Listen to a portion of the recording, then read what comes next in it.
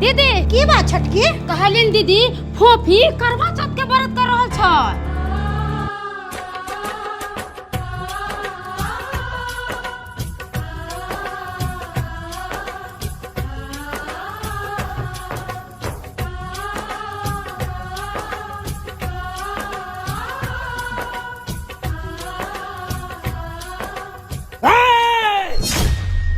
एक कुंवारी लड़की करवा चौथ के व्रत कर रहल छै। देखो मंगला, हम अहाँ से बहुत प्रेम करे छी और जब एक लड़की एक लड़का से प्रेम करे छे ना तो बहुत विश्वास के साथ करे छे।